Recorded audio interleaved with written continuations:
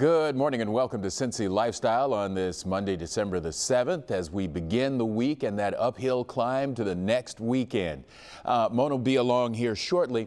By the way, a couple of things I want to talk about. First of all, this is the 79th anniversary of Pearl Harbor. Never want to pass the Pearl Harbor anniversary. A number of you veterans out there were serving at that time. So this is that anniversary today. Mona's joining us now. Good morning, Mona. Well, good morning, Clyde. I'm sorry I'm a little bit late. Had some stuff to do, but I'm here now. Okay. All right. Well, I'm glad you made it. I'm glad you made it. Hey, Mona, just to kind of give you and everybody else something to feel good about today, because, you know, we're in difficult times right now. Yes. And, you know, stuff that makes us relax is good to see. So take a look at this. These are dolphins at SeaWorld, either Orlando or San Diego. Can't really figure out which of the two. But look at what they're doing. They are watching a couple of squirrels that got into SeaWorld without paying, running around doing what squirrels do. I mean, and they are fascinated. They follow them. Look at that. Yeah, right? Oh, my goodness. Look at that. That is so cute.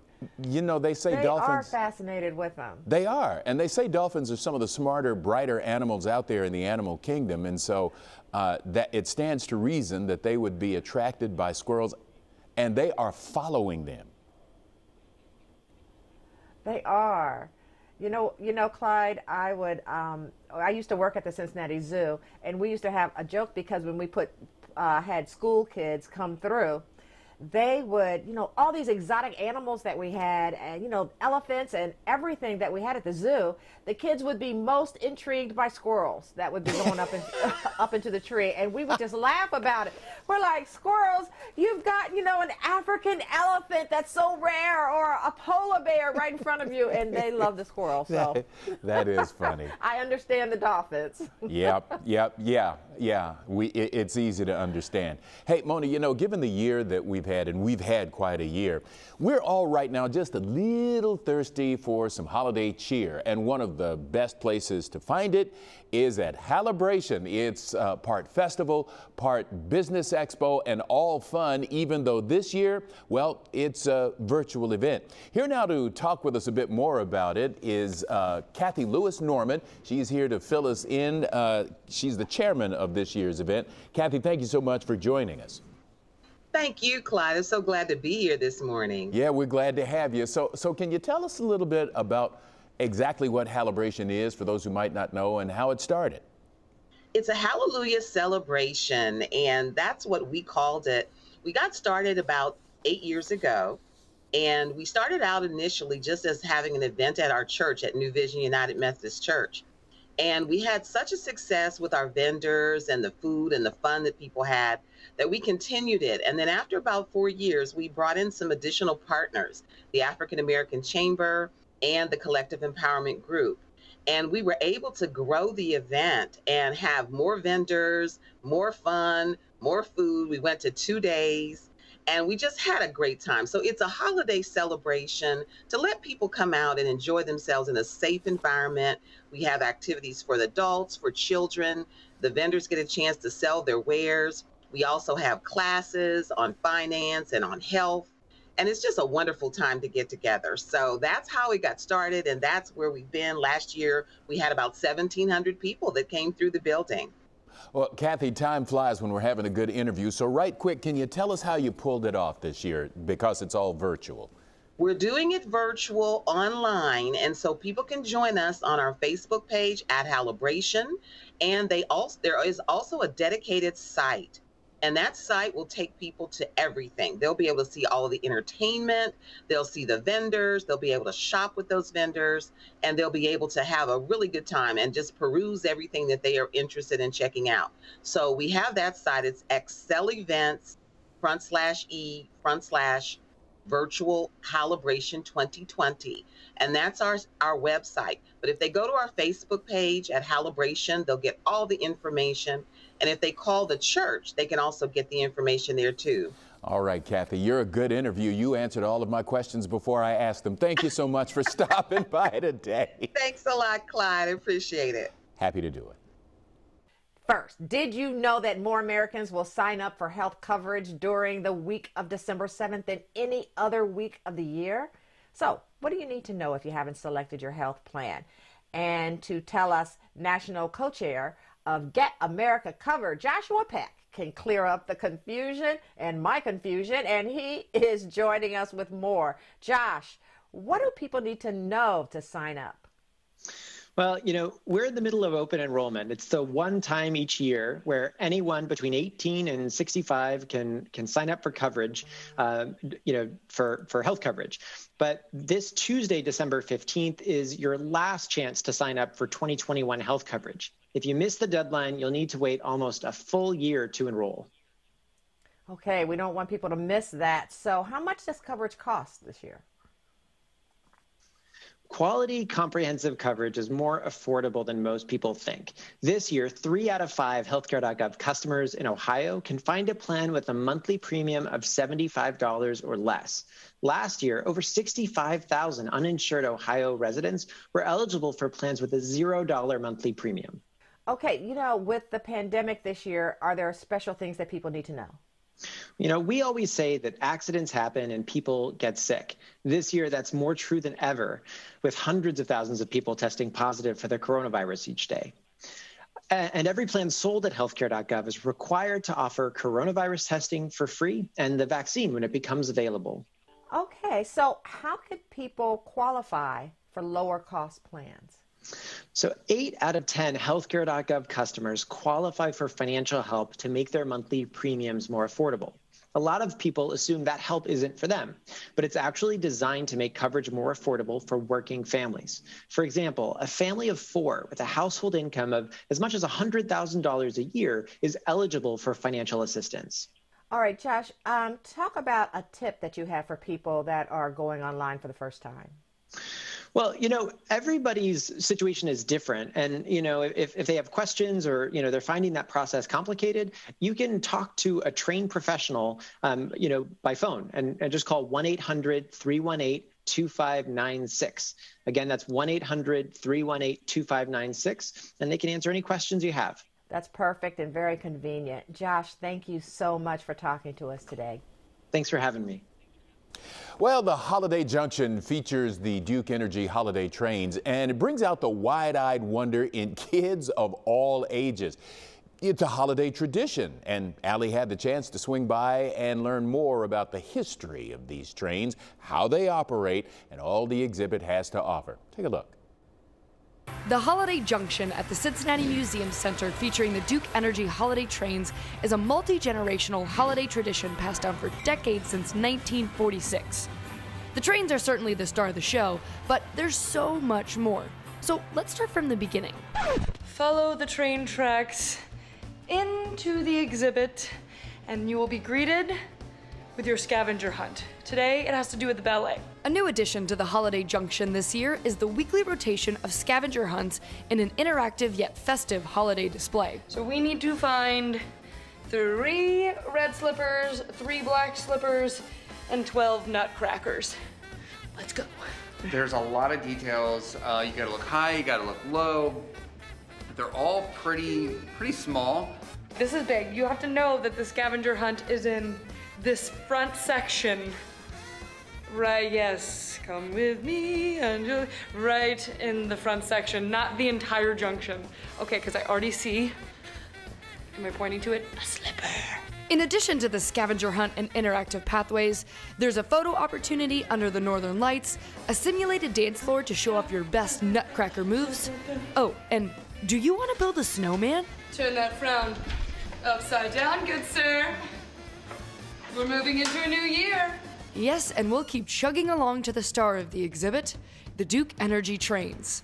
Gallery is really kind of like a time capsule in toys. So you have Lionel trains from the 1950s. You have another train set from the 1930s.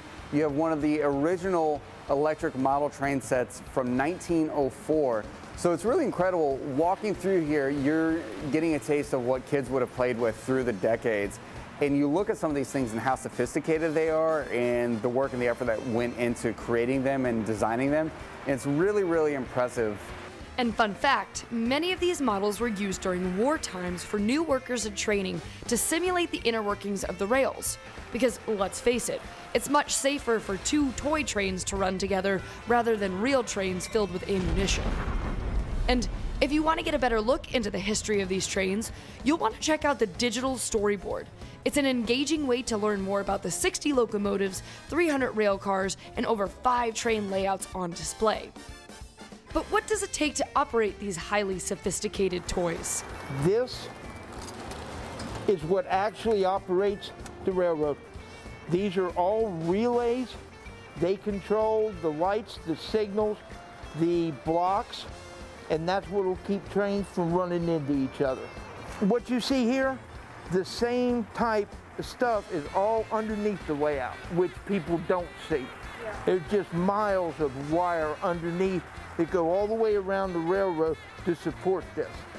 And all in all, the train masters are the ones who have the attention to detail to keep these up and running year after year. And whether you've never seen the exhibit before, or if it's an annual family tradition, there's always something new to learn and see. Wow, I love that. Always a good tradition. Well, coming up here on Cincy Lifestyle, if you're looking for some last-minute gift ideas for the little ones in your life, we know someone who can help. A child lifestyle expert will join us to give us her top picks for the holiday season. We've got all that and more in just a few minutes, so stay with us.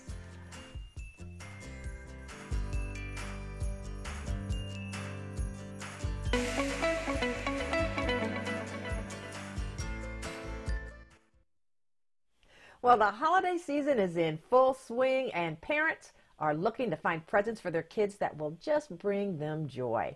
And joining us today with some great gift ideas is Elizabeth Werner, a child lifestyle expert. Thank you so much, Elizabeth, for talking to us. And I've got to ask you right off the bat, what's new in the world of gaming this year? Yes, well, let's jump right in with Xbox. They actually have 2 new consoles this holiday season. The Xbox Series X, this is their fastest, most powerful console yet, and the Xbox Series S, the smallest Xbox at a more affordable price with amazing next-generation performance. It's the best value for all things entertainment, from gaming to streaming, and definitely check out Xbox Game Pass Ultimate. This is a huge hit in my house. You get over 100 games for just $14.99 a month. So a lot of fun for the whole family. Wow, you know what? One of the great hits in my house when I was growing up was the Crayola crayon. So what do you got? Yes, so Crayola has an amazing little group called the Scribble Scrubby Pets. Now, they are so popular. These adorable small pets fit right in your hand. Kids love to color them and then clean them, and then they get to color them again. So Crayola is introducing 2 new themes this year that kids are going to love: the mobile grooming truck with a real working spray pump so they can wash their pets, and a tattoo shop, which has a rotating chair and 3 ultra clean washable stampers so the kids can create that really fun tattoo look on their pets. I'm betting that's going to be really big this year. So, collectibles, they're always hot. What do you have that people can collect? Yes, so we brought a couple of those today. We're going to start off with the award-winning Ravel Tales brought to us by Sunny Days. Now, this is an amazing collectible. The experience begins with unwinding a yarn ball. We actually uncovered 12 fun surprises, including DIY accessories, a sticker sheet, button charms, and even a plush Ravel Tales character. Then kids take that yarn and they can create things like a pet bed, friendship bracelets, and necklaces. Each layer is meaningful and fun. And the BFF Bright Fairy Friends, brought to us by Funrise. This collectible is different than anything I've ever seen. There are 12 dolls to collect, but each fairy has rainbow light-up wings, and the best part, a motion-activated twinkling fairy jar with fairy surprises inside, of course. We can follow along on their adventures with their new animation series on the BFF Bright Fairy Friends YouTube channel, so that's a lot of fun, too. All right, really quickly, just a few seconds left. Family game night, my favorite. Yeah, so Goliath Games brings us 2 great ones. Rattlesnake Jake, who's stolen your gold, and you're going to have to carefully sneak back grab the gold, but one wrong move, and, well, he strikes. And then our burping Bobby, a fun memory game for kids. They feed him stinky food, turn a crank, and, well, I have to tell you, sometimes he lets out a little burp with some little cool mist. It is so funny. The kids just love it. I think I know a member of our staff, like a co-host, that would love that game as well. So where can people get more information, Elizabeth? Yes, you can go to our website, which is wernerinfo.com.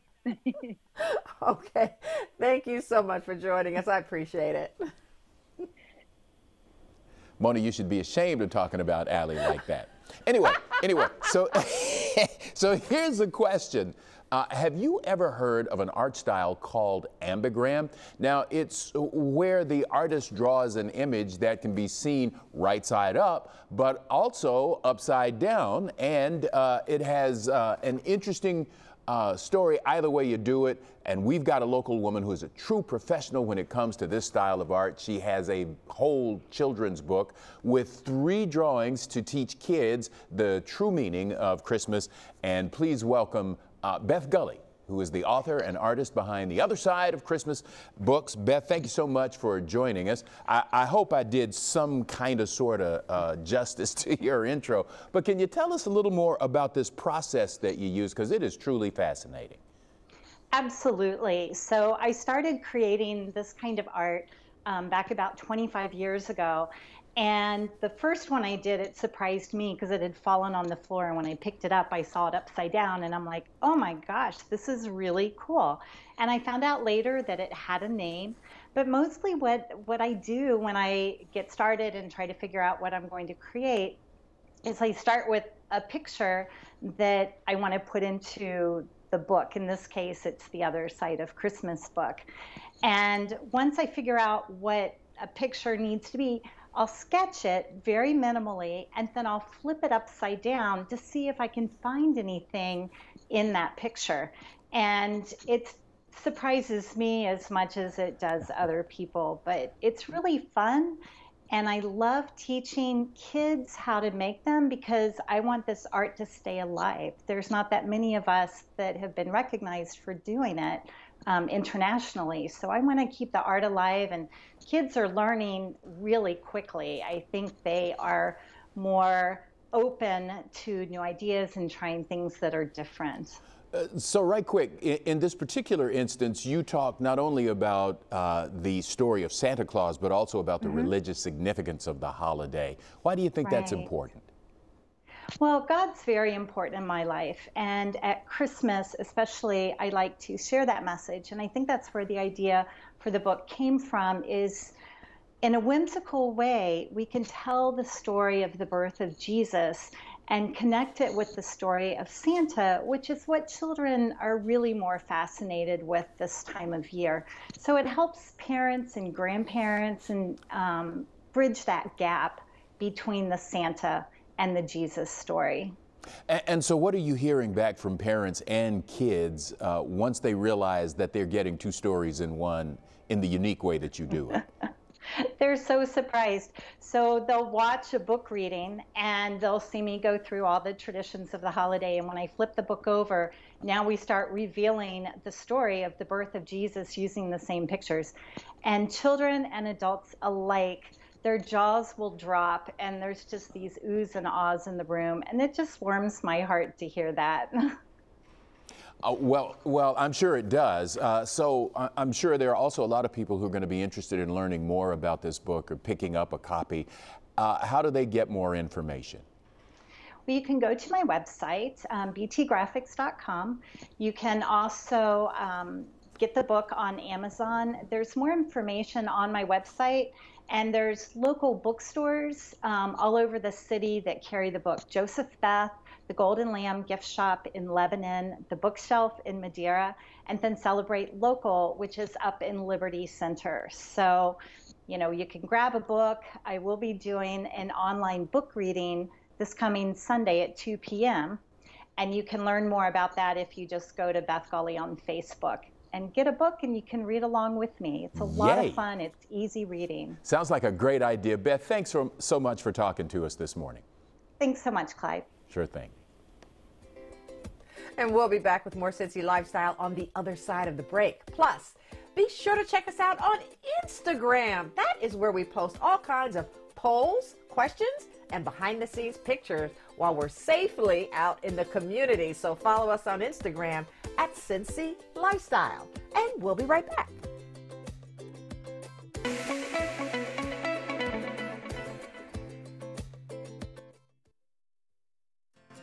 Quick look outside at one of our next door neighbors, the Baldwin building. Cloudy skies until noon, some clearing by the afternoon. The highs top out about 39. Tuesday's forecast offers more sunshine with temps in the low 40s. Coming up tomorrow on Cincy Lifestyle, John is back on the job, this time as a barista. Oh boy. We visit Wyoming Community Coffee and put him to the Mocha Double Shot Hold a Foam 2 Pumps test. Wow. That's going to be really fun. Plus, why not inspire your kids this holiday season? A mom and lifestyle blogger is going to join us to talk about more great gifts your kids are going to love. We have all that and so much more happening tomorrow right here on Cincy Lifestyle.